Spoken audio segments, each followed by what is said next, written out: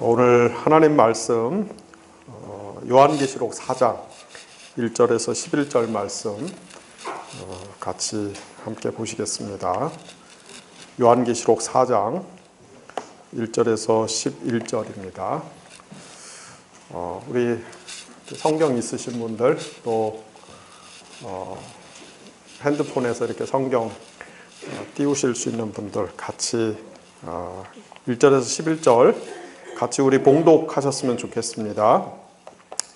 2일 후에 내가 보니 하늘에 열린 문이 있는데 내가 들은 바 처음에 내게 말하던 나팔 소리 같은 그 음성이 이르되 이리로 올라오라. 이후에 마땅히 일어날 일들을 내가 네게 보이리라 하시더라. 내가 곧 성령에 감동되었더니 보라, 하늘에 보좌를 베풀었고 그 보좌 위에 앉으신 이가 있는데 앉으신 이의 모양이 벽옥과 홍보석 같고 또 무지개가 있어 보좌에 둘렸는데 그 모양이 녹보석 같더라. 또 보좌에 둘려 24 보좌들이 있고 그 보좌들 위에 24 장로들이 흰옷을 입고 머리에 금관을 쓰고 앉았더라. 보좌로부터 번개와 음성과 우레소리가 나고 보좌 앞에 켠 등불 7이 있으니 이는 하나님의 7 영이라.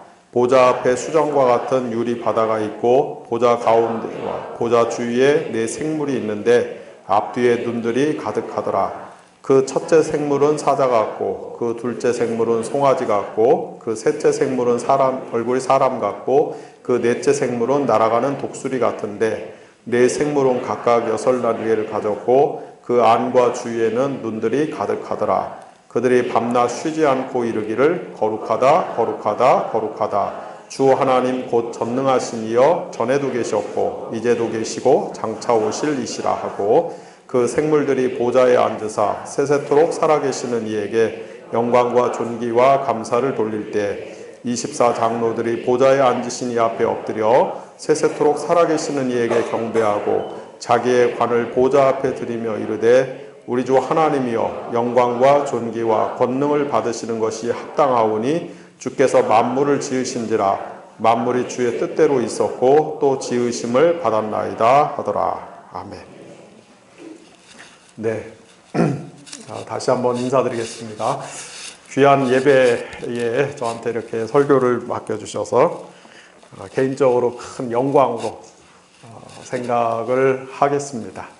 네, 사실 제가 이렇게 외부에서 저보고 설교를 해달라고 요청을 하시면은 거의 제가 씹어버리는데, 네, 거의 쌩까는데, 왜냐하면은 제가 이 신비주의 전략을 구사를 하느냐고, 네, 거의 뭐 외부 강연이나 설교를 가급적 안 합니다. 네, 저희 아카데미에서도 저희 직원들이 저보고 제발 강연 좀 한번 하라고, 네, 그렇게 해도 제가 역시 씹어버리는데, 오늘 여기는 안 올 수가 없었어요. 왜냐하면 우리 남기업 소장님이 저보고 설교를 요청하시면서 부탁하시면서 첫 마디가 돈은 못 준다. 네, 사례비 없다. 그렇게 얘기하시는데 제가 그거를 씹으면은 돈 안 준다니까 안 오더라. 이렇게 소문날까봐.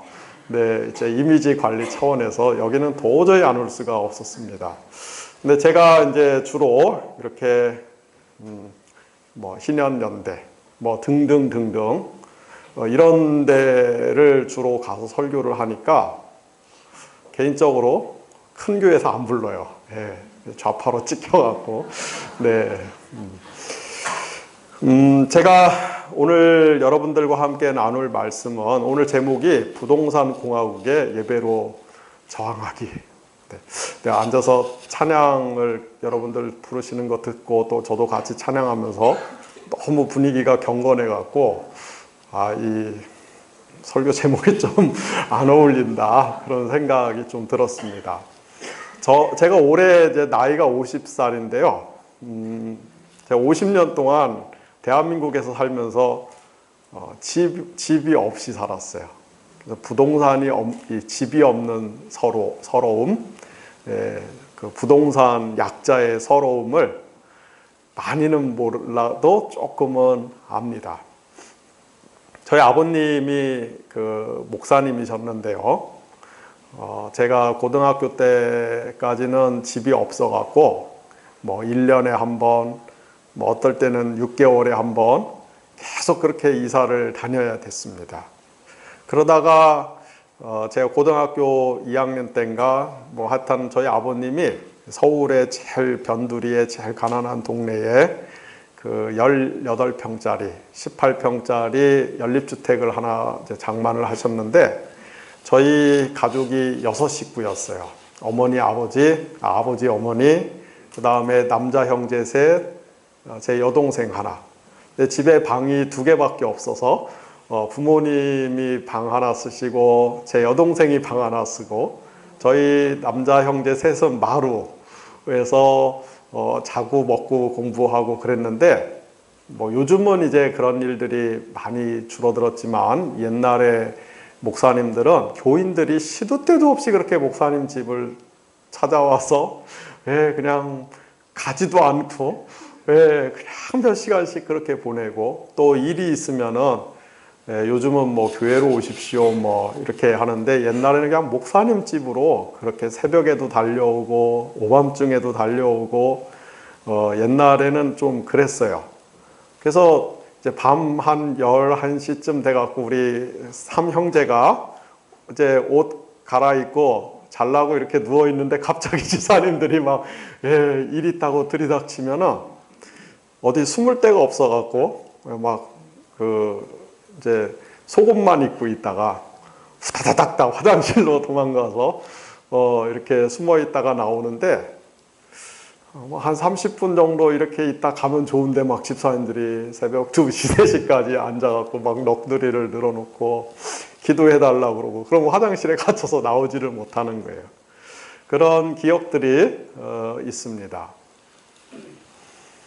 제가 1998년도에 결혼을 했는데요. 그때 이제 신혼 때 그 고양시 행신동이라는 곳에 신혼집을 장만했어요. 제가 그때 34단에서 군목으로 근무하고 있을 때여갖고 마침 IMF가 터져갖고 한국 집값이 바닥을 칠 때였어요. 그래서 제가 5,500만 원 갖고 32평 아파트 전세를 구할 수 있었던 그런 시절이었습니다. 32평 아파트 전세를 5,500만 원에 구했는데 그 5,500만 원도 저한테는 사실 참 큰 돈이었어요. 근데 또 집주인이 다행히 아주 자기 나름 자기 설명에 의하면은 굉장히 신실한 장로님이었어요. 권사님이었어요. 제가 이름을 대면은 사실 아는 분들도 있을지 모르는데 국회에서 굉장히 고위직 공무원이었고 야간에 신학교를 다녀서 그런 장로님이었는데 지금은 목사님이 되신 것 같아요. 그래서 그 집에 전세를 들어갔는데 막 그 목사가 전세 들어왔다고 목사가 새 들어왔다고 너무너무 좋아하고 막 감사하는 거예요. 뭐 목사님이 우리 집 이렇게 와서 사니까 걱정하지 말고 편하게 살다가 기간 되면은 떠나시라고 이렇게. 그런데 그 당시에 김대중 대통령이 그 IMF를 너무 빨리 잘 컨트롤을 핸들링을 해갖고 IMF 이렇게 국가 부도 나고 나서 얼마 후에 막 집값이 다시 올라가기 시작했어요. 그래서 저희가 전셋집을 얻고 불과 몇 달이 안 돼갖고 다시 막 부동산이 회복되기 시작하면서 이 장로님 부인 권사님이 매일같이 우리 집에 전화해갖고 3천만 원을 올려달라고 얼마나 괴롭히는지. 아니 계약을 2년을 했잖아요. 그죠? 2년 동안은 손을 댈 수가 없잖아요. 그런데 그냥 매일같이 전화해갖고 3천만 원 올리라고. 그래서 또 제가 이제 신혼 때 결혼하고 나서 한 달 조금 지나서 바로 첫 아이가 생겨갖고 저희 집사람이 이제 제 아내가 그 뱃속에 아이가 있어서 막 전화해갖고 괴롭힐 때마다 너무 스트레스 받아갖고 할 수 없이 아주 어렵게 3천만 원을 구해갖고 불과 몇 달 만에 다시 올려준 그런 기억이 있습니다. 그때 제가 그런 생각을 해봤어요.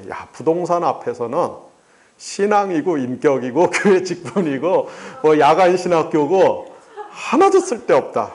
부동산 앞에서는 다 꽝이다. 그런 생각을 했습니다. 제가 2001년서부터 2003년도까지 이제 군목 마지막 기간을 안양에 있는 1113 야전공병단에서 군목으로 있었는데요. 그때 군인교회가 부대 안에 있는 게 아니라 부대 밖에 있었어요.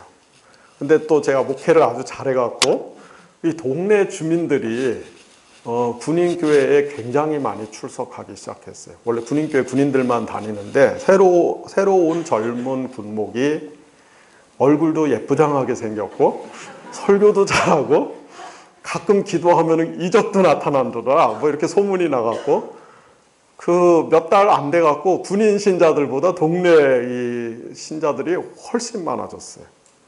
근데 그때 우리 이제 그 주변에 민간인 신자들 중에서 한 분은 출판사다 부도를 맞고 한 분은 은행에서 명퇴를 해갖고 50세가 조금 넘었는데 그때 뭐 IMF 막 직후 그러니까 여파가 아직 남아 있었을 때예요. 50이 조금 넘었는데 이제 이 직업활동, 경제활동 전선에서 물러나갖고 그냥 정말 1년 내내 등산만 하고 그 뒤에 산이 많거든요. 그때 뒤에 1년 내내 등산만 하고 남는 시간에 교회 와서 저하고 자꾸 뭐 이렇게 얘기하자고 그러고 그런 감리교 출신 권사님 한 분과 또 서울 강남의 사랑의 교회에 다니는 사랑의 교회 출신 안수 집사님 한 분과 뭐 그런 분이 있었어요. 그런데 이분들 정말 1년 내내 하는 일 없이 소일하는 거 등산이 일인데 이분들이 그 안양에도 이제 그 안양고등학교가 옛날에 안양고등학교가 좀 셌거든요. 안양고등학교 애들 교육을 위해서 안양에 이사 왔었는데 그 중에 한 분은 개포동에 재건축 아파트를 하나 가지고 있었고 또 한 분은 반포에 재건축 아파트를 하나 가지고 있었는데 저한테 매일 그러는 거예요. 목사님 어제는 5천만 원이 뛰었어요. 어제는 3천만 원이 뛰었어요. 어떨 때 막 1억이 뜨는 거예요. 하루 자고 나면 그 당시에. 그래서 저는 아침에 새벽 4시 반에 새벽 기도 하려고 출근해갖고 그 다음에 뭐 저녁 늦게까지 일하고 1년 내내 쉬지도 않고 일하는데 그때 육군 대위 연봉이 2천만 원 정도 밖에 안 되는데 나는 1년 내내 일해갖고 2천만 원을 받는데 저 사람들은 1년 내내 등산하고서 하루에 5천만 원 뛰고 막 3천만 원 뛰고 너무너무 불공평하다. 정말 제가 이 사회 정의가 땅바닥에 곤두박질을 쳤구나. 그런 생각을 했더랬습니다. 이제 부동산에 대한 제 개인적인 경험뿐만 아니라 아마 여러분들도 어떤 분들은 상당히 그 피부에 와닿는 삶의 문제일 수가 있다고 생각해서 제가 여러분들 이렇게 이런 얘기를 해야 또 이제 설교 시간에 이렇게 집중을 하더라고요. 설교 5분이 굉장히 중요합니다. 막 처음부터 하나님 말씀은 이러면은요, 다 막 그 딴 생각하고 눈이 풀리고, 저 세상으로 가버리고 그래갖고, 이런 얘기를 하면은 막 이제 눈이 반짝반짝거려요. 신약 성경 에베소서 6장 12절에 보면은 사도 바울이 이런 이야기를 하죠. 우리의 싸움은, 우리 그리스도인의 싸움은 혈과 육과의 싸움이 아니고, 이 세상의 통치자들과 또 권세와 어둠의 영들과 그리고 하늘에 있는 이 하늘의 주관자들과 이런 것들과의 싸움이다. 이렇게 이야기를 합니다. 그러니까 우리 예수 믿는 사람들이 싸우면 안 돼요. 그런데 영적인 싸움이 늘 있다 이 말이에요. 그 영적인 싸움의 대상은 우리가 눈에 보이는 이 물질적 존재, 우리가 오감을 통해서 접촉하고 경험하는 그런 존재들 대상이 아니라 눈에 보이지 않는 이 사탄의 세력들, 사탄의 졸개들과의 싸움이 우리의 영적인 싸움의 핵심 내용이라고 하는 것입니다.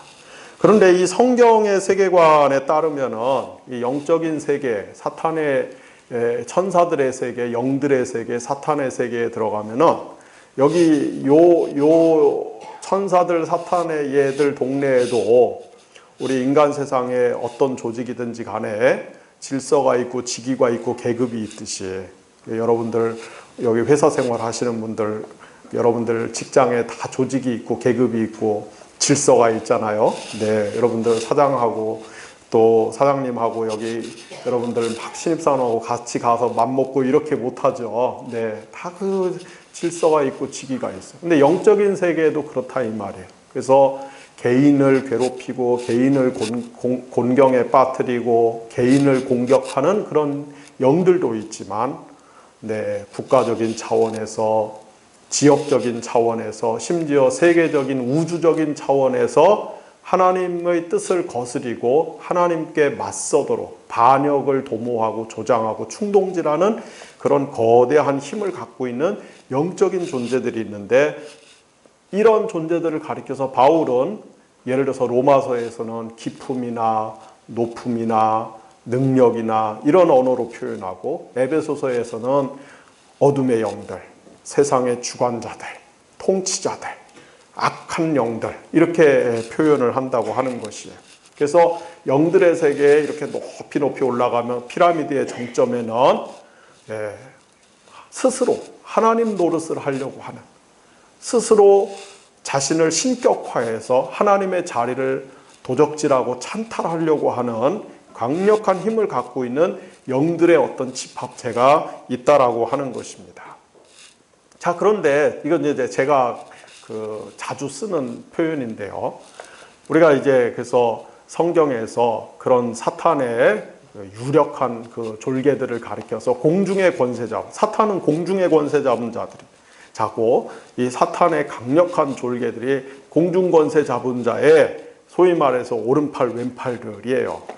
그런데 우리가 공중 권세라고 하는 거, 이 공중이라고 하는 표현은 수직적인 개념 아닙니까? 우린 지금 땅에 발을 딛고 있고 하늘로 올라가면 옛날 고대인들은 이 우주가 얼마나 큰지 몰랐기 때문에 이 우주가 어떤 물질로 구성되어 있는지 몰랐기 때문에 그냥 이 세계를 표현할 때 1층천, 2층천, 3층천 이런 식으로 나눠 갖고서 그래서 높은 층에 올라가면은 그런 강력한 힘을 갖고 있는 영적인 세력들이 있다. 그렇게 믿었어요.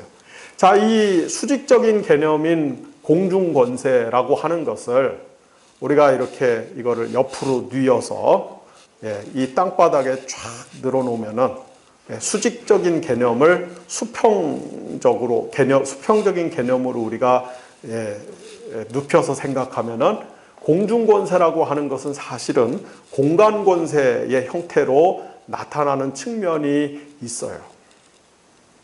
그래서 여러분 우리 대한민국 수도 서울을 예를 들어서 제가 설명을 하면은 자, 서울이라고 하는 공간, 수도권이라고 하는 공간을 우리가 놓고서 여기를 구획화시킨다고 하면은 소위 말해서 가장 정사와 권세, 가장 강력한 힘을 가지고 있는 공중 권세는 어디에 포진하겠습니까? 예를 들면 강남에 무슨 어디가 제일 비싸나요? 나 강남을 살아본 적이 없어갖고 압구정동, 청담동, 무슨 논현동이 있나요? 네, 등등등등. 그 다음에 이제 거기서 좀 더 외곽으로 나가면 또 무슨 동네, 그 다음에 신도시, 그 다음에 이제 안양, 수원, 그리고 수원에서 더 내려가면은 무슨 이제 동탄, 봉담, 이런 지역으로 공중권세 개념을 옆으로 뉘어서 구획을 나누면 이것이 정확하게 사실은 공간권세의 형태로 나타나는 것입니다. 그래서 이 공간에 가장 힘센 그 권세가 모여 있는 자리에는 그 사회가 가지고 있는 가장 좋은 자원과 재화를 거기에 집중을 시키고 이걸로 일종의 권력의 카르텔을 만드는 거예요. 그래서 그 사회에서 서울에서 가장 좋은 시설을 가장 부동산이 비싼 동네에 모아놓고 그 다음에 거기 제일 좋은 학교를 갖다 놓고 자기들끼리 거기 모여 살면서 가장 힘센 사람들이 그곳에 모여 살면서 인맥을 만들고 그리고 거기 예배당, 성당, 또 절 이렇게 종교시설이 들어가서 그것을 종교적으로 정당화시켜주는. 그 다음 공간에서 또 그런 형태. 근데 앞에 공간보다는 좀 힘이 떨어지는 거예요. 그 다음 공간에서 또 그런 형태. 그런데 역시 세 번째로 힘이 떨어지는. 공중권세의 형태는 우리가 사는 땅 위에서는 거의 대부분 공간권세의 형태로 나타난다. 제가 2013년도 1월 달에요. 저 봉담에 가면은 더불어숲 동산교회라는 교회가 있는데 제가 2013년도 1월 9일부터 12일까지 그 교회에서 부흥회를 인도한 적이 있어요. 이제 저녁에 이렇게 찬양하고 예배드리고 그 다음에 한 9시 반 이렇게 끝나고 나서 거기 담임 목사님 나하고 별로 협의도 안 하고 오늘 강사 목사님이 여러분들 안수기도 해줄 거라고 그래갖고 제가 매일 붙잡혀갖고 새벽 2시까지 아니 사례비는 별도로 엑스트라 주지도 않으면서 뭐 혹산을 당했어요. 그런데 그때 제가 굉장히 거기서 뭘 봤냐면 나름 저한테는 상당히 좀 충격적인 경험이었는데 제가 이렇게 이제 봉담이면은 외곽순환도로가 제1 외곽순환도로 그 다음 제2 외곽순환도로 정도 되는 그런 지역입니다.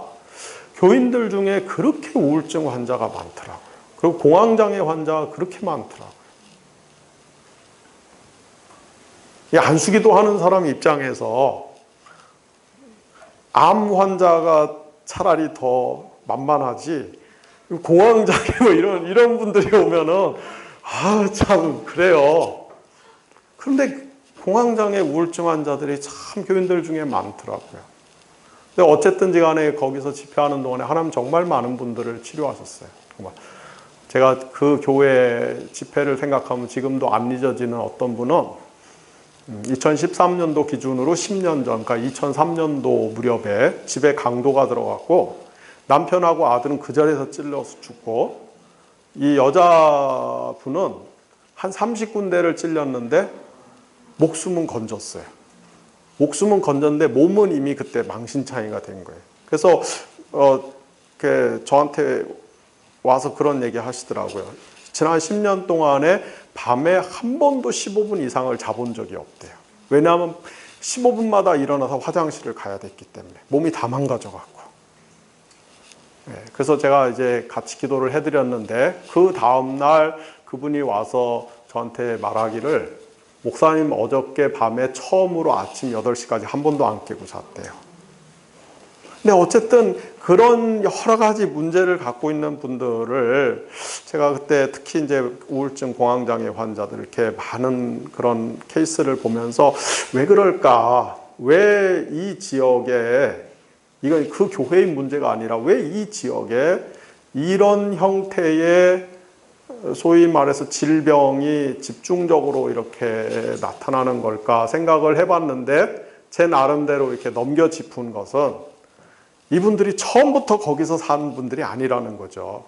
그러니까 서울에서 살다가 집값이 확 뛰고 그 다음에 또 뭐 경제적으로 사업하는 게 어려워지고 그러면 이제 서울에서 쫓겨나 밀려나서 안양이나 이렇게 왔다가 또 거기서 한번 또 밀려나서 수원으로 왔다가 또 밀려나서 또 오고.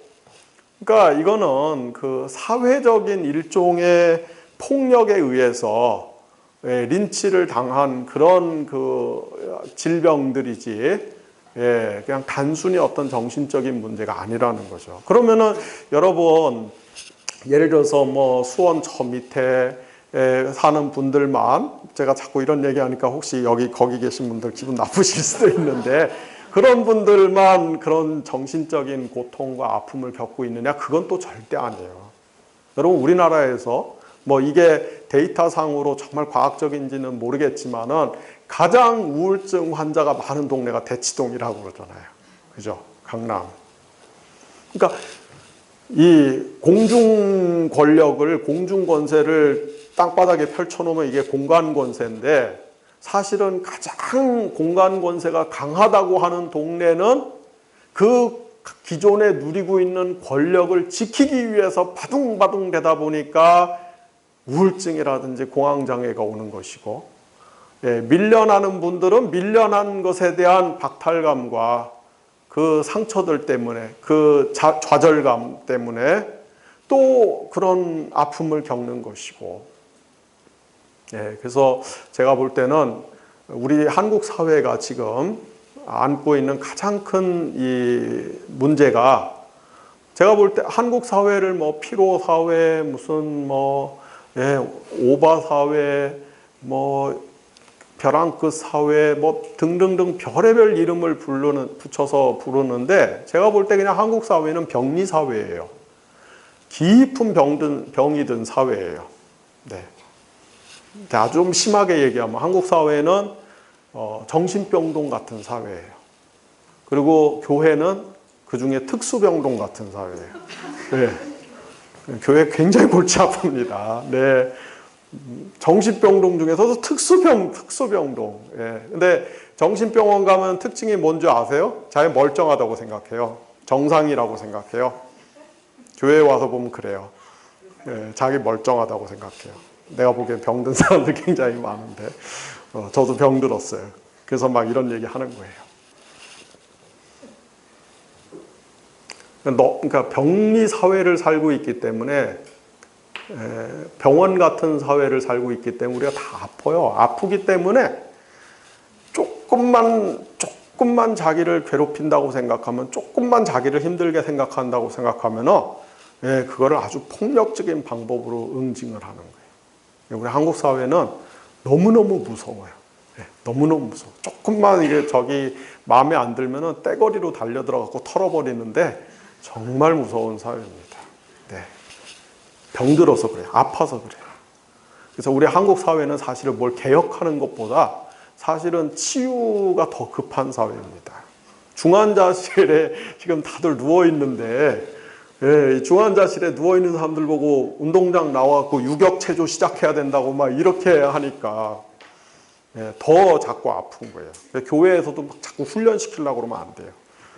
아파서 죽겠는데 막 나와갖고 맨손 도수 체조, 우리 자매님들 잘 모르시겠죠. 이렇게 군대 가서 유격장 가면은 PT 엄청나게, PT 체조라는 게 있어요. 막 피가 막 튀어갖고, 아파갖고 다 누워있는데 막 PT를 시키니까, 그 훈련, 그러니까 이제 더 병드는 거예요, 더. 교회에서 훈련 많이 받았다는 사람들일수록 더 병들었어요. 네. 지금 치유가 되게 필요합니다. 자, 어쨌든, 우리가 이제 그 영적인 그 악한 영들이 이 땅에서 공간의 형태로 이렇게 사회화되고, 조금 어려운 표현을 쓰면 물화되어서 그런 식으로 나타나고 그런 식으로 활동을 하는데, 자, 그럼 이걸 우리가 어떻게 개혁을 할 것인가, 어떻게 이걸 바로잡을 것인가, 굉장히 많은 그 방법이 있고 측면이 있지만은, 제가 먼저 제안하고 싶은 것은 이 공간 권력, 공중 권력 혹은 공간 권력에게 이것에게 원래의 이름을 다시 돌려주는 작업부터 해야 됩니다. 이게 뭐냐? 그 공중 권세들, 이 세상의 통치자들, 영적인 왕들, 무시무시한 힘을 갖고 있는 그러한 세력들에게 원래의 이름을 다시 붙여주고 원래의 이름을 돌려준다는 게 무슨 의미냐? 그러면은 여러분, 우리 인간들하고 비교했을 때 봤을 때는 이 마귀의 강력한 세력들, 사탄의 강력한 세력들, 영적으로 거대한 존재들이 우리 인간의 시선과 기준과 상대에서 볼 때는 굉장히 우리보다 세 보이고 강해 보이고 부담스러워 보일지 모르지만, 하나님과 견주어서 볼 때는 결국은 이 모든 것들은 일개 피조물에 불과하다는 것이에요. 창조주가 아니에요. 신이 아니에요. 그래서 이 공중 권력 혹은 공간 권력에게 본래 이름을 다시 돌려줘, 그걸 회복시켜준다는 것은 너는 피조물이야, 너는 창조주가 아니야, 이거를 우리가 선포할 수 있어야 됩니다. 그러니까 우리가 이 공간 권력, 부동산 권력에 대해서 너는 신이 아니야, 너는 기껏해야 썩어 없어질 허무한 피조물에 불과한 것이야, 이걸 사실 선포할 수 있는 영적인 시선과 믿음과 능력을 사실은 오늘 교회가 회복해야 돼요. 그러나 현실은 어떻습니까? 우리 한국 사회의 대부분의 사람들이, 여기는 신자와 불신자를 나눌 필요가 없어요. 네. 이 공간 권력을 신으로 섬기고 있는 것, 이 공간 권력을 우상으로 섬기고 있는 것, 예. 제3의 공간에서 제2의 공간으로 점핑하고 제2의 공간에서 다시 제1의 더 핵심 공간으로 또 어떻게 하든지 기어이 들어가려고 그냥 발버둥을 치고 애를 쓰는 이유가 뭡니까? 그렇게 하면은 행복해, 이 공간의 힘이 나에게 행복을 가져다 줄 걸로 생각하는, 내 인생을 바꿔줄 걸로 생각하는. 그래서 한국 사회의 거의 대부분의 사람들이 부동산을 하나님으로 숭배하고 있는, 신격화시켜서 그것을 우상으로 숭배하고 있는. 네. 사실 지구상에서 제일 불쌍한 민족이 대한민국 사람들이에요. 그리고 대한민국 사람들이 불쌍한 이유는 사실은 전부 이 공간과 관계가 있어요. 제가 대한민국 사람들이 왜 불쌍하다고 생각해요? 여기 남자분들 군대에 갔다 오셨어요? 그냥 군대 갔다 오는 것 자체로 불쌍한 거예요, 대한민국 사람. 네. 그렇지 않습니까?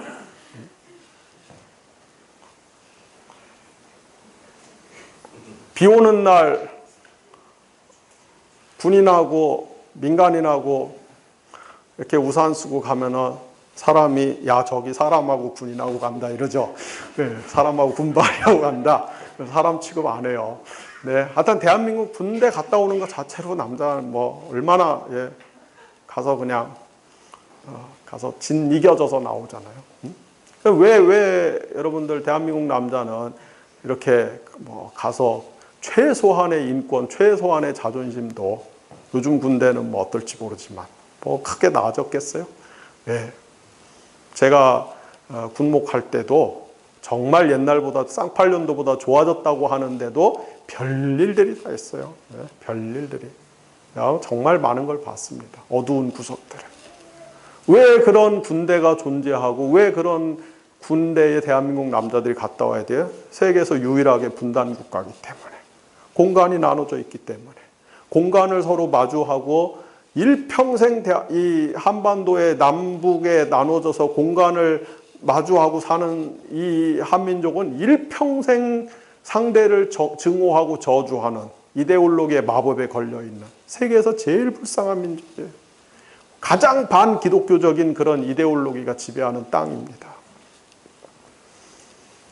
그리고 뭐 또 대한민국에 제가 1993년도에 네덜란드를 한번 가보니까 그래서 너무너무 부러웠던 게요. 그때 제가 보니까 네덜란드는 굉장히 오래전부터 집을 거의 국가가 다 소유하고 국가가 100년, 500년 이렇게 장기 임대를 하더라고요. 싸게. 그러니까 그 나라 사람들은 그 다음에 뭐 집이 이렇게 네덜란드 엄청나게 땅이 좁은데 집이 뭐 한 층이 한 20평 뭐 이렇게밖에 안 돼요. 근데 다 뭐 3층, 4층 이렇게 져놓으니까 예, 합하면 한 80평 이렇게 되는 거예요. 예. 그래도 차지하고 있는 땅은 한 20평. 그런데 이거 국가가 그냥 50년, 100년 저렴하게 이렇게 세 받으면서 국가가 소유하고 있으니까 그 나라 사람들은 죽도록 이래갖고 집을 장만해야 되겠다. 그런 의식 자체가 없어요. 그냥 자기가 갖고 있는 모든 은사와 에너지와 재능과 열정과 시간을 자기가 하고 싶은 일에 쏟아부으면 되지. 그냥 집은 국가에서 빌려서 싸게 빌려서 그냥 살면 되는 거예요. 한국은 정반대예요. 그죠? 우리는 민족 중흥의 역사적 사명을 띠고 이 땅에 태어났다. 아니죠. 우리는 내 집을 장만하기 위해서 이 땅에 태어나서 죽도록 일해갖고 자기 집 하나 장만하면 이제 그러면 죽을 때가 되는 거예요. 한국인들은 하나님이 우리에게 주신 소명이나 은사나 재능이나 열정이나 에너지를 뭔가 하나님 나라를 위해서 창조적으로 선하게 아름답게 쓸 수가 없어요. 왜냐하면 집장만 하는데 다 죽도록 써야 되기 때문에. 전부 공간 때문에 너무나 반하나님 나라적인 힘이, 악한 힘이 이 지배하는 나라가 한국이에요. 공간을, 땅을, 부동산을 신으로 숭배하고 있기 때문에 그래요. 그걸 우상으로 숭배하고 있기 때문에. 그래서 그 땅을 향해서, 그 공간을 향해서, 부동산을 향해서 아니야! 너는 신이 아니야! 너는 우리의 예배와 경배를 받을 대상이 아니야! 너는 우리의 충성과 헌신을 받을 대상이 아니야! 한국인들은 지금 땅한테 충성하고 있고 헌신하고 있고 예배하고 경배하고 있거든요. 근데 아니야! 너는 피조물이야. 너는 하나님 앞에서 허무한 존재야. 그것을 교회가 선포할 수 있어야 되고, 그것을 교회가 주장할 수 있어야 되고, 그것을 실제로 제도와 규범화 시킬 수 있는 그런 영적인 힘, 안목, 이 신학적인 식견과 성찰의 힘이 있어야 되는데 한국 교회는 그게 없어요. 그냥 교회도 똑같이 공간을, 땅을 우상 숭배하고 살고 있습니다. 제가 앞에서 제 개인적인 이야기를 잠깐 여러분들 주의를 집중하기 위해서 좀 말씀을 드렸는데, 우리가 이 부동산을 개혁하는 것, 토지를 개혁하는 것, 이 주거 문제를 민주적으로 잘 풀어나가는 것이 우리 기독교인들의 신앙에 있어서도 굉장히 중요한 것입니다. 아까도 제가 말씀드렸잖아요. 이 문제를 바로 못 잡으면은 교회 안에서 봤을 때 굉장히 기도 많이 하고 봉사 많이 하고 성격이 참 나이스하고 사회적으로 꽤 괜찮고 그런 그리스도인들도 근데 부동산 앞에 가면은 부동산의 위력과 부동산의 이해관계 앞에 가면은 개가 돼요, 개가 되는 거예요. 그런 사람 부지기수입니다, 부지기수. 네. 그 다음에 아까 제가 두 번째 안양에서 제 일화를 잠깐 말씀드렸지만은 우리가 이 하나님이 가장 기뻐하시는 것 중에 하나가 사회정의인데, 사회정의. 우리 이거 에베소서에 보면은 에베소서에서 바울이 이렇게 이야기하죠. 사랑 안에서 진리를 말하라.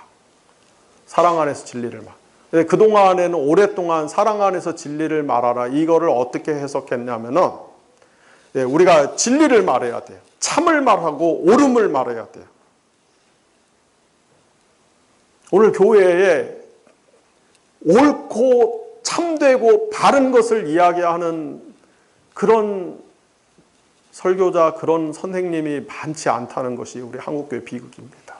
그런데 그걸 말해야 돼. 그런데 어떤 애티튜드를 가지고 해야 된다고요? 사랑으로. SNS에서처럼 그렇게 비아냥거리면서 쑥덕거리면서 씹으면서 그게 아니라 사랑으로 좋은 태도를 가지고 사랑 안에서 진리를 말하라. 그렇게 생각하지요? 그런 뜻이 아니에요. 사랑 안에서 진리를 말하라는 말은 사실은 바울이 구약 성경의 모든 이 모세오경과 예언서의 말씀을 사실은 압축한 것인데, 그것은 구약 성경에 나오는 하나님의 인애와 공평의 성품을, 인애와 정의의 성품을 이야기하는 것이에요. 그래서 사실은 바울이 에베소서의 가장 핵심 주제가 사랑 안에서 진리를 말하라는 건데, 이것은 뭐냐면 하나님의 인애의 성품을 따라서 정의의 삶을 살라고 하는 거예요. 하나님의 인애의 성품을 따라서 정의의 삶을 사는, 정의로운 삶을 사는 것, 이것이 가장 중요한 사도의 가르침입니다. 근데 한국 교회 안에, 한국 사회 안에 정의가 너무나 많이 실종되어 있습니다. 정의가 너무 많이 무시되고 있고 구겨져 있습니다. 근데 우리가 특별히 부동산과 관련해서 사회 정의를 실현하는 차원에서도 이런 문제는 우리가 우리의 신앙과 관련해서 굉장히 중요한 문제.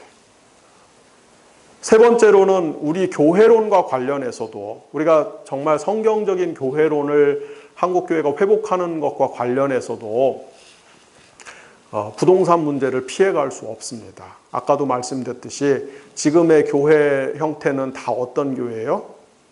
여러분, 제가 뭐 이런 얘기하면 당사자들 기분 나빠하실지 모르고 또 그 교회에 출석하는 분들 언짢으실지 모르지만은, 네, 한국의 1970년, 80년, 90년대 초고속 성장을 했던 무슨 교회, 예, 갑자기 정말 혜성같이 나타나갖고 슈퍼스타 목사님들의 그 리더십에 의해서 정말 갑자기 수만 명으로 성장한 메가처치 교회들, 예, 본인들은 다 우리 목사님이 훌륭해서 하나님이 우리 목사님을 크게 써서 그렇게 만든 것 같지만, 그런 측면도 있겠지만은 사실 제가 봤을 때는 부동산의 혜택을 엄청나게 다 본 교회들이에요. 여러분, 서울에 대형 교회 치고 전철역 안 끼고 있는 교회가 한 교회라도 있으면 저한테 얘기해 보세요. 희한하게 메가처치는 전부 다 전철역에서 가까운, 교통이 사통팔달한, 어디서나 쉽게 접근할 수 있는. 그래서 강남의 모 교회는 아예 그냥 전철역에 연결을 해버렸잖아요. 예.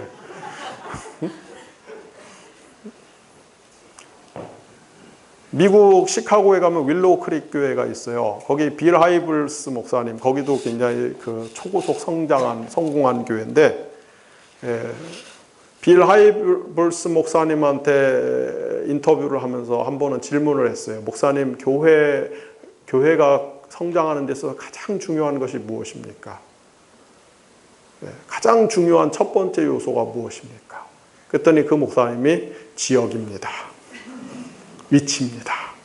그럼 두 번째 요소는 무엇입니까? 네, 위치입니다. 세 번째는 무엇입니까? 네, 위치입니다. 그런데 어쨌든 뭐 교회가 목 좋은 데 자리를 잡고, 그러고 보니까 수원성교회도 전철역 앞에 있네요. 그죠? 네. 성균관대요. 앞에 있네요. 예, 어쨌든 교통이 좋은, 예, 길목에 교회가 요지에 자리 잡고 거기에 많은 사람들이 모여서 이제 하나님을 예배하고 신앙생활하고 그런 어떤 친교의 권역이 형성되는데, 그냥 이것이 단순한 친교의 권역이 아니라 비슷한 계급, 비슷한 학력, 비슷한 재력, 비슷한 사회적 영향력을 가지고 있는 사람들이 모여서 거기서 신종 카르텔을 형성해서, 예, 그래서 이제 교회에서 이렇게 소그룹 모임하고 뭐 이렇게 다락방도 하고 셀 모임도 하고 그러면 이제 거기서 막 국가 기밀 고급 정보들이 왔다 갔다 하는 거예요. 성도의 친교를 빙자해서. 네, 어디가 개발된다고 하는데, 응? 야, 뭐 그런 보관이 있다고 하는데, 네. 교회 안에 돈 많은 권사님 장로님들이 많으니까 서로 이제 전화를 해갖고 뭐 몇십억씩 모아보지.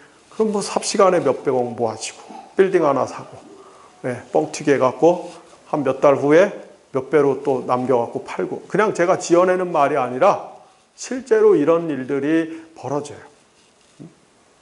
그러니까 교회라고 하는 것이 예수님의 이름을 빙자해서 모여서, 사실은 우리 사회에 굉장히 불이한 구조를, 그것을 유지하고 악화시키는 성도의 친교를 빙자해서 이런 일들. 그럼 여러분, 이거는 건강한 교회론이 아닙니다. 우리가 성경적 교회론을 회복하기 위해서도 많은 부분을 손대야 되지만은 사실은 부동산 문제도 그 중에 피해갈 수 없는 하나의 요소예요. 네.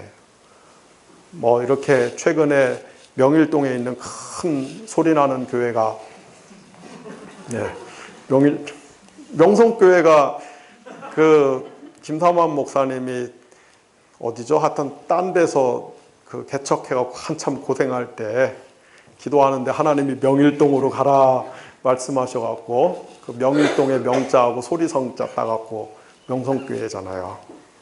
모르셨어요? 네. 최근에 이제 세습을 해갖고 상당히 시끄럽잖아요. 사람들이 막 이제 그런 걸 항의하고 저항을 합니다. 물론 필요해요. 그런데 제가 볼 땐 너무나 피상적이고 표피적인 그런 것들만 자꾸 보는 거예요. 그런 거 하나 잡으면은 마치 한국교회 문제가 해결될 것처럼. 한국교회가 좋아지고, 천만의 말씀. 한국교회는 그보다 훨씬 더 골마있고, 중증이고, 정말 손을 봐야 될 밑바닥에 있는 근본적인 문제들이 엄청나게 많아요. 그런데 그 중에 하나가 이 공간 문제, 부동산 문제도 피해갈 수 없는 문제다. 네. 목사님 오늘 예배 시간에 좀 은혜로운 말 좀 하지. 예. 아니에요. 이런 게 은혜로운 거예요. 할렐루야. 이런 게 은혜로운 거예요. 이런 게. 네, 여러분. 그동안에 여러분이 교회에서 마약을 너무 많이 먹어갖고, 예, 은혜를 잘못 배워서 그래. 이게 진짜 은혜로운 거예요. 예. 자, 그래서 이제 우리가 사회를 더 건강하게 만들고, 교회를 건강하게 만들고, 그것이 결국 우리 개개인이 더 건강한 그리스도인이 되는 것입니다. 자, 그러면 이제 어떻게 우리가 이 부동산 공화국에서 살면서 어떻게, 제가 한 가지 빼먹었는데 정말로 제가 이 말씀드리고 싶은 게 부동산 문제를 정말 바로잡는 것은 그 예수님이 우리에게 주신 위대한 계명, 온 존재를 다하여 하나님을 사랑하라. 그리고 온 존재를 다하여 이웃을 사랑해라. 이웃 사랑을 실천하는 첩경 중에 하나이기 때문에 그렇습니다. 여전히 한국에 주택이 넘쳐나지만 여전히 국민의 절반 가운데는 집이 없고요. 저도 집이 없어요. 저 월세 살아요. 출판사 하면서 다 날려먹어갖고 전세에서 월세로 갔어요. 네. 그래서 저는 그거 안 믿어요. 하나님이 열심히 하면 복 준다? 그런 거 안 믿어요. 네. 네. 하나님 일 열심히 하니까 더 뜯어가시는 것 같아요. 네. 근데 이제 제가 정말 말씀드리고 싶은 것은 사실 우리 청년들을 위해요. 이 한국의 이 왜곡되고 불이한 부동산 때문에, 주택 문제 때문에 한국의 청년들이 미래가 없어요. 미래가 없어요. 정말 미래가 없어요. 금수저가 아닌 다음에는. 근데 내가 여기 보니까 거의 흙수저예요. 네. 여러분 표정에 광채가 안 나는 걸 보니까 다 흙수저입니다. 네. 은수저 가끔 있는지 모르겠어요. 금수저가 아닌 다음에는, 그러니까 제가 그러잖아요. 나 공부 잘했어요. 학교 다닐 때. 뭐 확인할 길 없으니까 그냥 믿으세요. 네. 목사 말을 일단 믿고 들어가야 돼요. 네. 그 다음에 저 정말 보통 사람들보다 한 2배로 열심히 산 것 같아요. 근데 내가 반세기를 살아봤는데, 네, 투기 안 하니까, 투기 안 하고, 이 돈 넣다 뺐다 안 하고, 그냥 성실하게 살아보니까 한국에서 결국은 월세 인생이더라.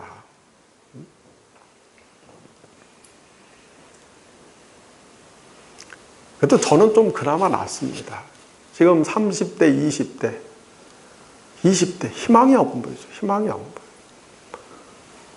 몇 년 전 통계로 20대에 400만 명 이상이 민달팽이족이라는데, 민달팽이가 뭡니까? 달팽이가 집 이고 다니는 것처럼 고시원도 안 되는 1.5평짜리에서 사는 청년이 20대가 400만이 넘는데, 400만 원. 그거 언제 쫓겨날지도 몰라요.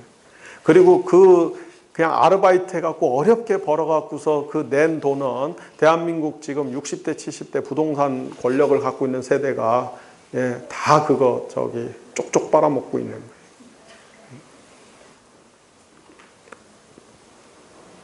우리가 이웃 사랑을 실천하기 위해서도 한국 사회에서 정말 부동산 개혁을 해야 됩니다.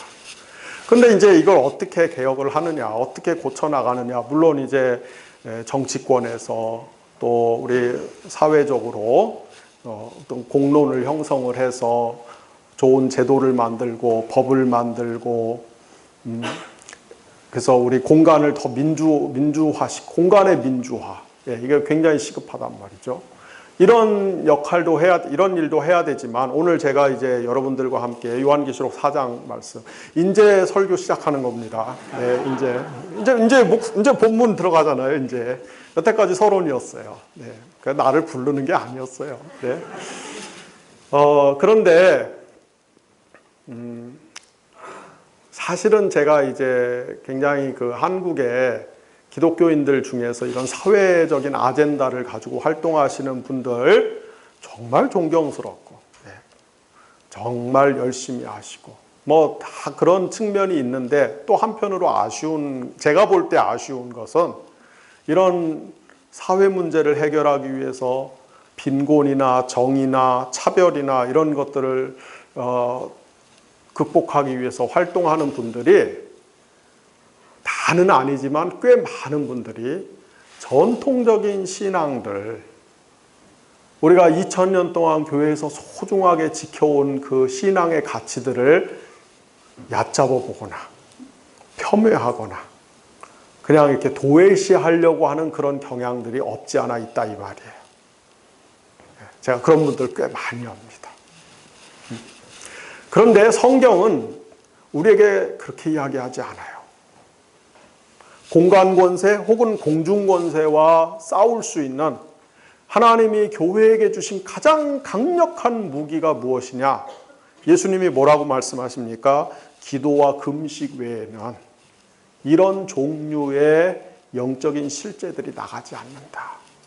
이런 종류의 영적인 악한 영들, 공간을 차별화시켜서 그 안에서 굉장히 많은 박탈감과 상실감과 절망감과,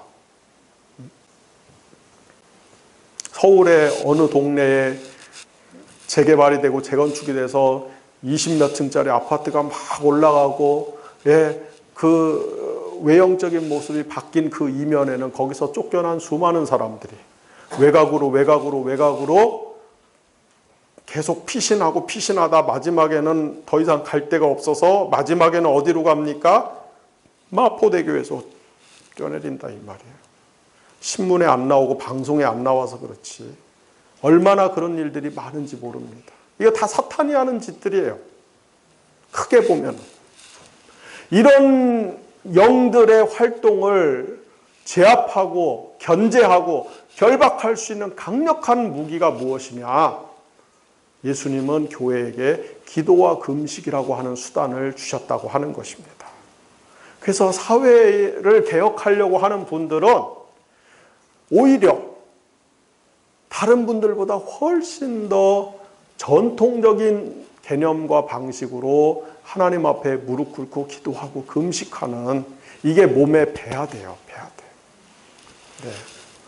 제가 가끔 예를 드는 분 중에 하나가 인도의 아주 유명한, 굉장히 유명한 크리스찬 지성가이면서 또 평생을 인도의 불가촉 천민들, 이 카스트 제도의 가장 밑바닥에 있는 불가촉 천민들. 인도 카스트 제도는요, 공식적인 그 계급이 3,300개예요. 근데 비공식적인 건 얼마나 많은지 몰라요.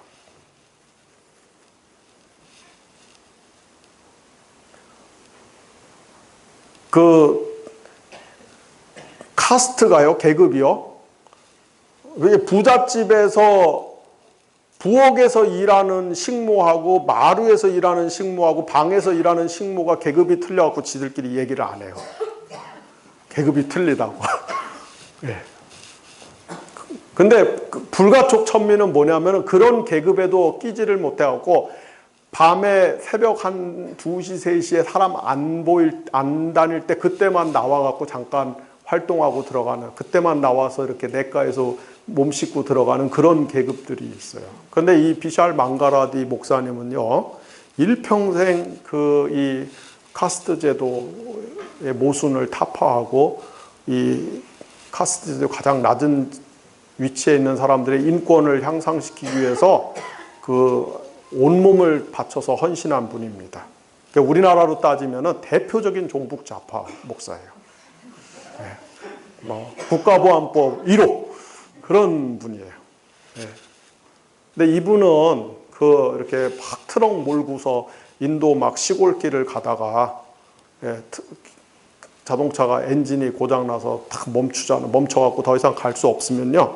그냥 탁 내려갖고 본네트 탁 열고 엔진에다 막 안수기도 하고요. 엔진이 다시 돌아와요.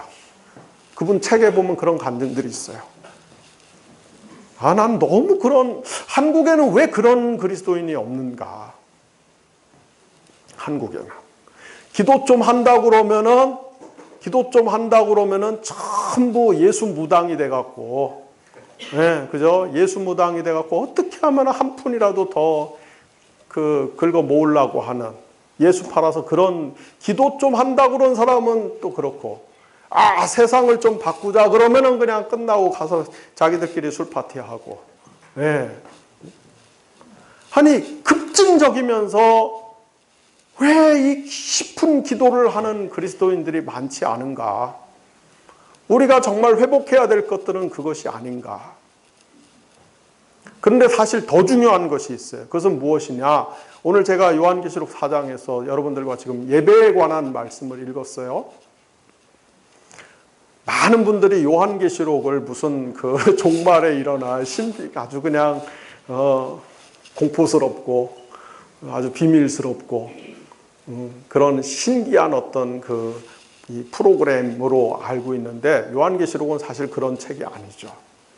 요한계시록은 예수님의 초림부터 재림까지 하늘과 땅에서 무슨 일이 일어나는가를 카메라 2대를 가지고 한 번은 땅을 비춰주고 한 번은 하늘을 비춰주면서 예수님의 초림과 재림 사이의 역사 속에서 하나님의 창조 세계 전체에서 보이는 세계와 보이지 않는 세계에서 어떤 일이 일어나는가, 그리고 전능하신 하나님이 그 모든 일들을 어떻게 통제하고 계시는가, 그거를 보여주는 책이 요한계시록이에요. 그런데 이 요한계시록이 쓰여지던 시대에 이 땅의 왕은 이 땅의 그 사탄의 앞잡이 노릇하고 있는 이 땅의 공중권세 잡은 자의 실체는 로마 황제였습니다. 로마 황제가 황제의 제국을 건설하고, 황제가 건설한 제국은 정말로 아주 날카로운 가파른 피라미드 체제, 신의 아들이라고 자청하는 황제, 그 황제 밑에 있는 귀족들, 장군들, 그 다음에 자유인들, 밑에는 전부 노예들, 식민지 백성들. 그래서 이 로마 제국은 이미 1세기에 신자유주의를 완성시키고, 그래서 식민지에서 수많은 인력과 자본을 찬탈하고 수탈해갖고 그 피라미드의 정점에 있는 소수의 특권층이 그 모든 재화를 향유하는 그런 사탄적인 시스템이었어요. 요한계시록 18장에 보면은 성령이 교회를 향해서 거기서 나와라. 그 시스템에서 나와라. 로마 황제가 주는 그 안고빵, 빵 얻어먹지 말고, 거기 취해 있지 말고 거기서 나와라. 이렇게 얘기를 하죠. 그런데 황제가 지배하는 그런 이 세상, 여기도 공간으로 나누면 로마가 가장 핵심이고, 그 다음에는 이탈리아, 이렇게 그 다음에 로마의 식민지 주요 도시들, 이렇게 이제 공간이 구획화돼서 권력이 그런 식으로 나누어져서 행사가 되는데, 이게 너무나 강력하게 보이기 때문에, 이게 너무나 완벽하게 보이기 때문에 이 시스템에 맞서거나 이 시스템을 거역하면은 바로 그냥 그걸로 인생이 끝나고 죽을 것 같으니까 많은 그리스도인들조차도 그 앞에서 벌벌벌 떨면서 그 앞에 협력하고 충성하고, 그것이 이제 666이라고 하는 표를 맞는 그런 식으로 상징적으로 나타나는데, 그런데 그런 세상, 사탄이 사회화되고 역사화되고 정치화되고 심리화돼서 그렇게 지배하는 그런 세상의 한가운데에 이 요한계시록의 저자가 일부러 한가운데 중간중간에 무엇을 삽입을 하냐면은 하늘에서 하나님께 드려지는 예배의 장면을 일부러 삽입을 해요. 왜 그렇게 하느냐? 인간이 봤을 때는, 사람이 봤을 때는, 땅의 시선으로 봤을 때는 로마 황제가 하나님인 것 같고, 황제에게 예배하고 황제에게 경배하고 황제에게 충성해야만이 살아남을 것 같고, 거기서 떡고물이라도 얻어먹을 것 같고, 그런 것 같지만은 그게 아니고, 로마 황제는 피조물에 불과한 것이고 사탄의 앞잡이에 불과한 것이고 짐승에 불과한 것이고 그거는 인간도 아니에요. 하나님의 형상인 인간도 못 되는 짐승, 그런 존재예요. 그리고 유일하게 예배와 찬양과 경배와 충성을 받으실 분은 하늘에 계신 하나님이라는 거. 그래서 일부러 예배의 장면을 중간중간에 삽입을 시키는 거예요. 여러분, 오늘날 우리 한국교회는 그런 의미에서 이런 그 요한계시록의 정치적인 예배를 사실은 회복해야 돼요. 제가 왜 요한계시록의 예배를 정치적이라고 그러냐. 황제에게 예배를 드리지 않고 황제를 숭배하지 않고 또 다른 주님, 진정한 주님, 살아계신 하나님, 온 우주의 참된 창조주 하나님께만 우리의 충성과 순종을 바치겠다. 이거 정치거든요. 인간에게 충성하지 않겠다. 인간이 만든 시스템에 충성하지 않겠다. 하나님께만 충성하겠다. 이게 정치고 이게 예배입니다. 근데 요한계시록의 예배가 그런 예배예요. 죽더라도, 순교하더라도, 그것 때문에 어떤 대가와 희생을 치르더라도 우리는 살아계신 하나님만 예배하겠다. 그래서 요한계시록의 이 신자들은, 그리스도인들은 이 사람들이 인간의 눈으로 보면 얼마나 지금 그 로마 사회에서 소수입니까? 그렇죠? 소수에. 그 다음에 핍박당하는 자들이에요. 변두리 인생에 그 사회에서 아무 힘이 없어요. 그런데 이 소수의 그리스도인들이 로마 황제와 지금 정치적으로 맞서는, 정면으로 지금 맞서는 방식이 뭡니까? 짱돌 던지고 화염병 던지고, 여기 젊은 세대는 굉장히 생소하겠지만 우리 20대 때는 그냥 일상이었어요. 그런 방식이 아니라 예배라고 하는 방식으로 지금 로마 황제하고 맞서고 있는, 로마 제국하고 맞서고 있는 거예요. 우리는 너를 예배하는 게 아니라, 너에게 충성하는 게 아니라 우리는 살아계신 하나님께 예배하고 하나님께 충성하겠다. 그리고 사실 이 그 황제의 잔치, 황제의 만찬은 누가 더 힘이 있는가, 누가 더 이 전쟁에서 많이 이겼는가, 누가 더 많이 죽였는가, 누가 더 많이 돈을 가지고 있는가, 그런 사람들이 다 상석을 차지하고 그런 사람들을 중심으로 해갖고서 그 잔치의 자리가 구성이 되는데, 하늘의 예배는 정반대예요. 하늘의 예배는 십자가에서 희생당하신 어린 양 예수를 중심으로, 희생자들을 중심으로 배치가 돼요. 땅의 예배를 근본적으로 뒤집어 엎어버립니다. 그래서 한국교회는 제가 볼 때 이런 예배가 회복이 돼야 돼요. 무슨 말이냐. 오늘 우리가 주일날 교회 가면은 다들 목사님, 우리가 세상에서 얼마나 힘들게 살다 왔는지 몰라요. 우리가 그냥 전쟁터에서 총탄을 피해가면서 유탄에 맞아갖고 피 흘리고 그냥 망신창이가 돼서 살다 왔어요. 그러니까 위로해 주세요. 그냥 달콤한 말, 나긋나긋한 말, 부담스러운 말은 싫고 그냥 알딸딸한 말, 그런 말들로 설교에서 그냥 약을 잔뜩 쳐갖고서 그렇게 해주세요. 교인들에게도 은근히 다 그런 심리가 있고요. 여러분들은 그런 거 없죠? 그러니까 이런 예배 오죠. 그러니까 뭐 아마 여러분들 교회에서는 굉장히 찍혔을 것 같아요. 교회 중심에 있는 분들은 여러분들하고 종자가 틀려요. 종자가. 교인들이 다 그런 욕구를 가지고 교회를 가고. 그리고 여러분들은 목사가 아니어서 잘 모르겠지만 제가 목회를 19년을 해봤는데요. 19년을 제가 해봤는데, 부목사 2년, 담임목사 17년을 해봤는데, 이 자리가 얼마나 특별한 자리냐면요. 이 자리에 딱 서는 순간에 여러분들이 지금 손으로 뭐 하는지도 다 보여요. 그 다음에 수백 명이 앉아 있어도 예배 시작 5분 만에 오늘 무슨 집사, 장로, 권사가 빠졌는지 다 보이고, 그 다음에 내가 설교를 하는데 교인들이 지금 싫어하는구나. 이게 그냥 직관적으로 와요, 직관적으로. 그래서 그냥 동물적인 감각으로 사람들이 무슨 설교를 좋아하는지 이 자리에 서면 그냥 터득해요. 그냥 터득해. 그래서 사람들이 우리 뭐 너무 세상살이가 힘들고 피곤하고 어쩌고 저쩌고, 목사님 그냥 좋은 말, 다독거리는 말. 그러니까 목사님들이 또 그런 설교를 하고, 그래서 같이 마약 먹고 같이 지옥을 향해서 가는 거예요. 그런데 우리는 정말 그 예배를 뒤집어 엎어야 돼요. 그 예배를 전복시켜야 돼요. 1세기의 초기 교회 기독교인들이 그 목숨의 위협을 당하면서도 아니다, 우리는 황제를 숭배하지 않겠다. 우리의 진정한 왕은 하늘에 계신 하나님이고 우리는 하늘에 계신 하나님께 모든 피조물이 합력해서 하늘에 계신 하나님께 예배를 드리겠다. 그 하나님만 섬기겠다. 죽이려면 죽여라.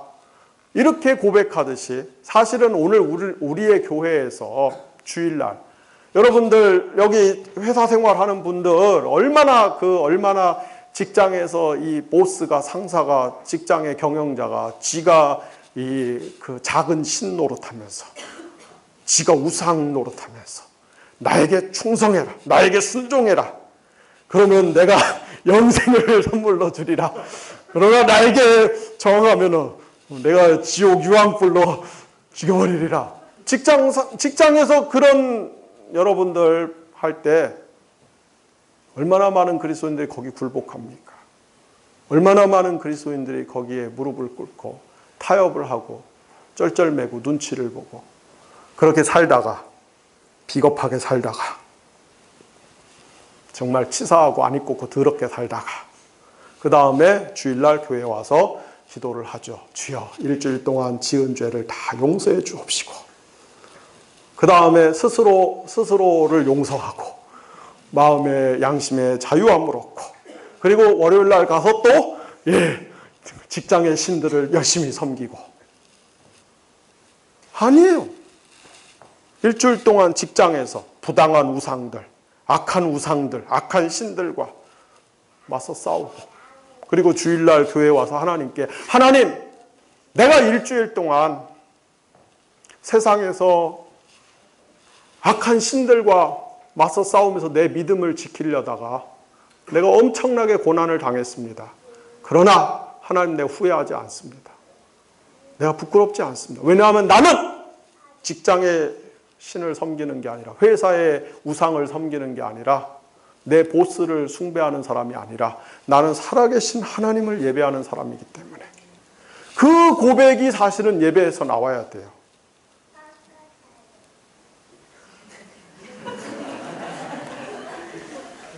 너 때문에 잊어버렸다, 야. 네. 여러분, 우리 여의도 정치권에 국회의원들의 3분의 2가 가톨릭 개신교인에서 3분의 2가 기독교인입니다. 그런데 여러분, 세계 최악의 군대 귀신이 여의도에 있잖아요. 군대 귀신들이. 왜 그렇습니까? 그 사람들이 살아계신 하나님을 예배하는 것이 아니라 세상의 신들을 섬기고 있기 때문에 그래요. 누구 욕할 것 없어요. 누구 손가락질할 것, 우리 대부분이 그렇게 살고 있어요.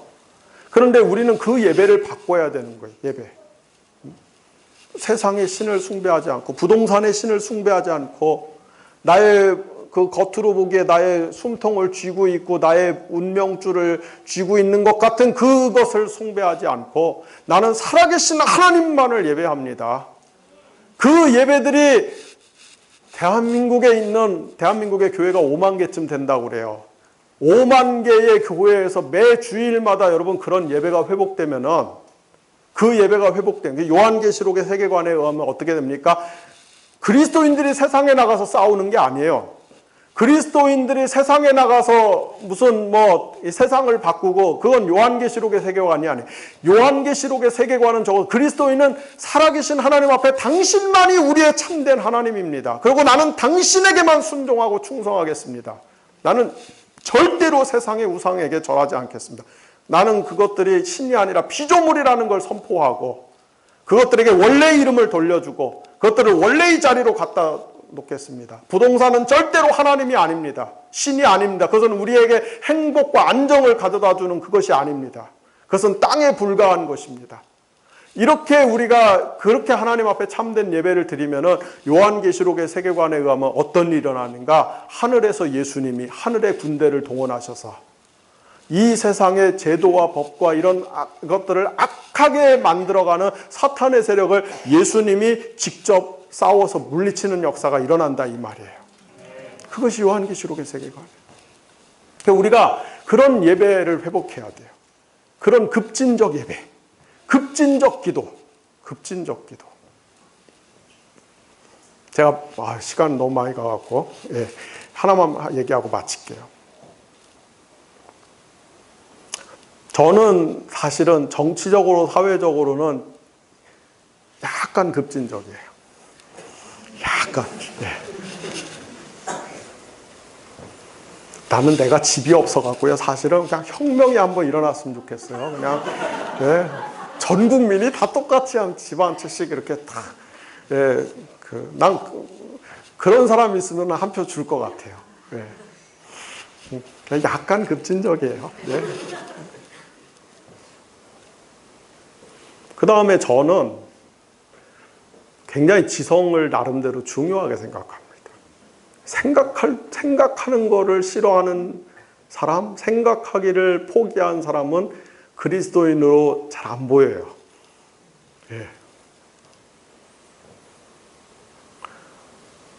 그리고 저는 가끔 기도해요. 가끔. 하루에 한 2시간 반. 평균. 요즘은 한 22시간씩 기도하는 것 같아요. 제가. 요즘은. 계속 하루에 한 22시간 정도 기도해요. 잠 한 4시간 정도 자는데 잠자는 시간 2시간도 제가 꿈에서 기도해요. 여러분하고 저하고는 종자가 틀려요. 근데 제가 이제 뭐 사회적으로 좀 급진적이고 뭐 공부하고 책 읽고 막 이런 거 이제 강조하고 이러니까 어떤 사람들이 좀 리버럴하게 신앙생활 하는 분들이 저를 자기 편이라고 생각하는데 저는 절대 그렇지 않아요. 저는 아주 보수적이에요. 굉장히 보수적이에요. 제가 우리 회사에서 우리 직원들 뽑을 때 그리고 평소에도 늘 한 번씩 잊을만 하면 하는 말, 잊을만 하면 제가 한 번씩 상기시켜주는 말이 있어요. 일 못해도 해고 안 시킨다. 속은 쓰리지만 일 못했다고 자르지는 않는다. 대신에 직원들끼리 싸우지만 마라. 그리고 거짓말하지 마라. 일은 못해도 안 잘리지만 거짓말하고 싸우면 그때는 심각해진다. 뭐 등등. 한 번씩 가끔씩 한 3개월에 한 번씩 제가 잊을만 하면 얘기를 합니다. 근데 사실은 제가 처음에 우리 회사 입사할 때 사람들한테 부탁을 해요. 집에서 식구들끼리 몰래 마시고 뭐 가는 거는 내가 그것까지 타치는 안 합니다.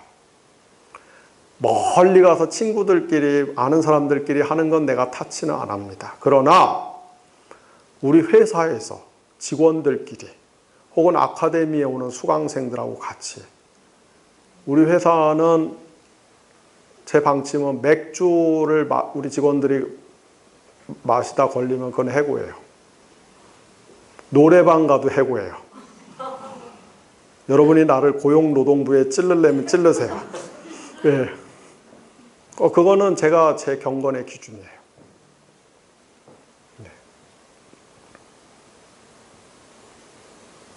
그거는 제가 우리 아버지가 저를 그렇게 가르쳐 주셨어요. 그리고 제가 좀 불편하긴 한데 그렇게 사는 게 좀 불편하긴 한데 근데 그냥 50년을 그렇게 살았기 때문에 괜찮아요. 술 먹어도 천국 가는데 지장 없어요. 구원받는데 지장 없어요. 그런데 제가 볼 때는 깊은 기도의 세계로 들어가는 데는 방해가 돼요. 그런 것들이. 여러분 노래방 가서 난 안 가봤지만 텔레비전에서 가끔 보니까 뭐 쓰고 막 이러던데 그러고서 여러분 깊은 찬양을 할 수 있어요? 깊은 기도할 수 있어요? 방해가 돼요. 그래서 나는 안 하는 게 좋다. 그거는 제 경건의 기준이에요. 여러분 부담 가질 필요 없어요. 왜냐하면 여러분은 우리 회사에 올 일이 없으니까. 다만 제가 말씀드리고 싶은 거는 우리가 하나님께 예배 드립시다.